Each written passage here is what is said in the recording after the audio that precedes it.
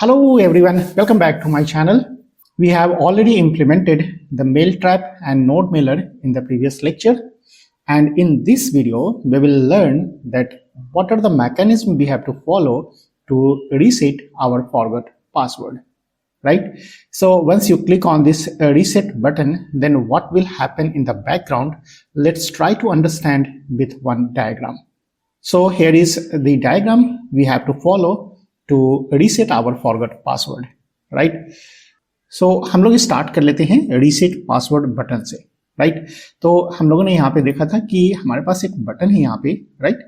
Link है, ऐसा बोलो, बटन या लिंक, राइट? सो जब आप क्लिक करोगे ना रीसेट इट हेयर, तो उसके बाद हम लोगों को कौन से प्रोसेस फॉलो करने हैं, उन सारे प्रोसेस को हम लोग स्टार्ट कर रहे हैं इस जगह से, राइट? तो आपने यहाँ पे क्लिक किया रीसेट पासवर्ड। जैसे ही आप इस बटन को क्लिक करोगे या लिंक को क्लिक करोगे, राइट? सो जैसे ही इस लिंक को हम लोग क्लिक करेंगे तो मुझे एक यूजर फॉर्म खुल करके मिलेगा, राइट? और ये यूजर फॉर्म के अंदर में हमारे बहुत सारे काम हैं जो बैकग्राउंड प्रोसेस के अंदर में हमको करने हैं, राइट? तो इस पेज के अंदर में आपको एक फॉर्म क्रिएट करना होगा जिसके अंदर में हम लोग पूछेंगे कि आपका मेल आईडी क्या है, राइट? क्योंकि हम लोग जो पासवर्ड रीसेट करने जा रहे हैं वो ईमेल के थ्रू करेंगे, राइट? ईमेल के अंदर में हम लोग रीसेट लिंक भेजेंगे और उस लिंक के थ्रू हम लोग फिर से न्यू पासवर्ड सेट करेंगे, राइट? लेकिन इस पेज के अंदर में हमको और क्या चीजें करनी है वो समझना है, right? So first of all we have to input the email ID from the user. अब इस ईमेल आईडी को यूजर से इनपुट करने के बाद हमें क्या चेक करना है कि ये जो यूजर है वो यूजर एग्जिस्ट करता है हमारे पास या नहीं करता है, राइट? एग्जिस्ट करने का सेंस क्या है कि वो ईमेल आईडी ऑलरेडी हमारे डेटाबेस के अंदर में रजिस्टर्ड है या नहीं है, राइट? अगर वो ईमेल आईडी जो यूजर ने प्रोवाइड किया है अगर वो रजिस्टर्ड यूजर नहीं है तो अननेसेसरी हम उसको रीसेट लिंक नहीं सेंड करेंगे, राइट?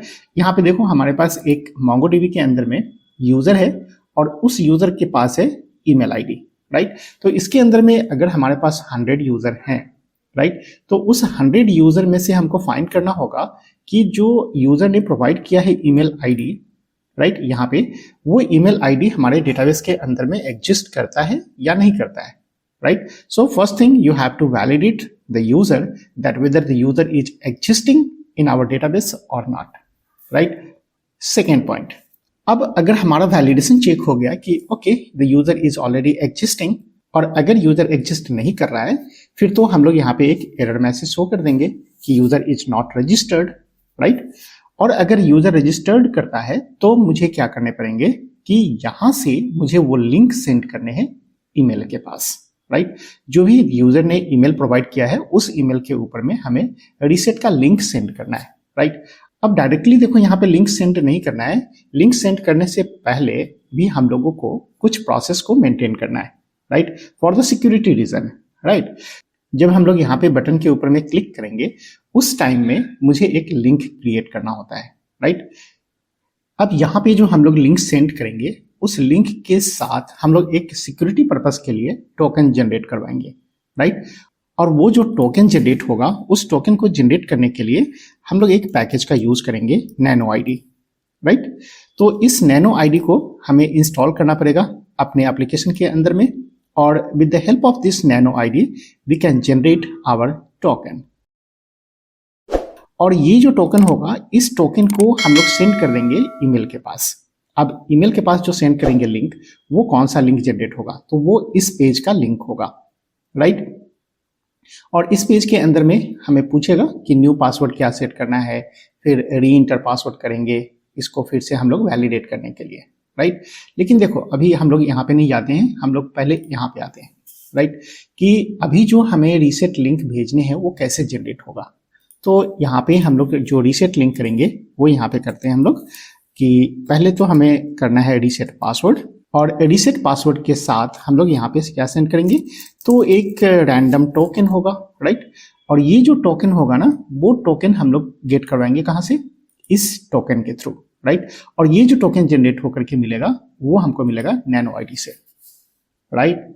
तो नैनो आईडी एक बहुत ही स्मॉल पैकेज है और ये हेल्प करता है हम लोगों को टोकन जनरेट करने के लिए जो URL फ्रेंडली होता है, राइट? तो जब हम लोग आएंगे अपने VS कोड के अंदर में, फिर हम लोग डिस्कस करेंगे कि कैसे टोकन जनरेट करवाने हैं, राइट।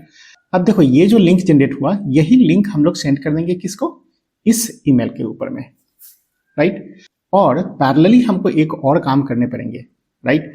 जब हम लोगों ने इस टोकन को सेंड किया था मेल के पास, राइट, तो सेम टाइम में हमें इस टोकन को कहीं सेव करके भी रख लेना है बैकएंड में, राइट। और बैकएंड में रखने के लिए हम लोग उसको कहाँ रखेंगे, तो एक डेटाबेस के अंदर में, राइट।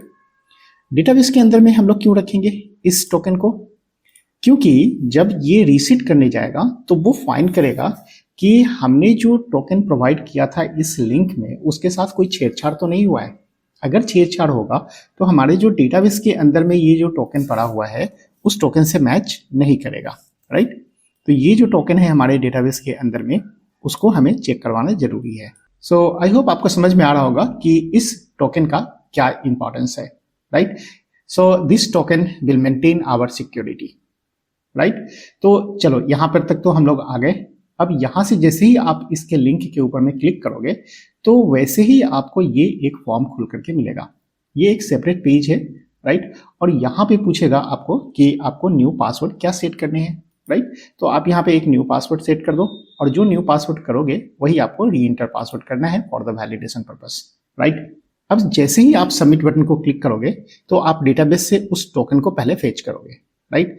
कौन सा टोकन, जो लिंक के साथ हमको मिला होगा इस फॉर्म के ऊपर में, राइट। ये जो सेम टोकन है ना, ये टोकन हम लोगों को मिलेगा कहाँ पे, तो इस फॉर्म के साथ आएगा, राइट। अब देखो यहां से जो टोकन पास हुआ था इस लिंक पे क्लिक किया तो ये टोकन चला गया हमारे इस फॉर्म के अंदर में, राइट। एंड सेम टोकन को फाइंड करेगा डेटाबेस के अंदर में। तो देखो यहाँ पे जो URL के थ्रू आएगा उसको तो यूजर कभी भी चेंज कर सकता है ना। यहाँ पे जैसे रहता है हमारे पास, राइट, ऊपर टाइटल बार के अंदर में, तो यहाँ पे देखो अगर ये टोकन है तो इस टोकन को कोई भी रैंडमली चेंज कर सकता है, राइट। कोई बात नहीं, यूजर अगर इस URL के अंदर में जाकर के टोकन को चेंज कर दिया होगा तो पहले हम लोग फाइंड करेंगे अपने डेटाबेस के अंदर में जो पड़ा हुआ टोकन है उसको, राइट। एंड सेम टोकन को मैच करवाएंगे इस टोकन के साथ, राइट। अगर दोनों मैच कर गया इसका मतलब यूजर ने कोई वायलेशन नहीं किया है, and we can update the previous old password with the new password, right. And that's all. तो फिर से हम लोग एक बार रिकैप कर लेते हैं, राइट। सो रीसेट बटन को आपने क्लिक किया तो आपको ये फॉर्म मिल जाएगा यूजर का, राइट। इस फॉर्म के अंदर में आपको ईमेल आईडी प्रोवाइड करने हैं, और जैसे ही आप सेंड बटन को क्लिक करोगे तो एक लिंक जनरेट करवाने हैं, राइट। और उस लिंक के साथ में आपको एक टोकन भी पास करने हैं, और टोकन जो पास करोगे ईमेल आईडी के पास, सेम टोकन को आपको अपने डेटाबेस के अंदर में पैरेलली स्टोर करके रखना है, राइट। क्यों रखना है, क्योंकि जब ये लिंक को क्लिक करोगे तो इस URL के थ्रू हम लोगों को एक नेक्स्ट पेज मिलेगा, राइट, जहां पे हम लोग पासवर्ड को रीसेट करेंगे। और जैसे ही आप सबमिट बटन को क्लिक करोगे वैसे ही वो फाइंड करेगा कि ये जो टोकन हमारे पेज के ऊपर में आया है, सेम टोकन हमारे डेटाबेस के अंदर में मिला या नहीं मिला। अगर मिल गया इसका मतलब है कि मुझे उसके पासवर्ड को अपडेट कर देना है। अगर मैच नहीं किया इसका मतलब है कि आपने टोकन में कुछ चेंज किया है, right. And at that time they will return back that the token is mismatched. All right. So this is all about the mechanism for forgot password, right?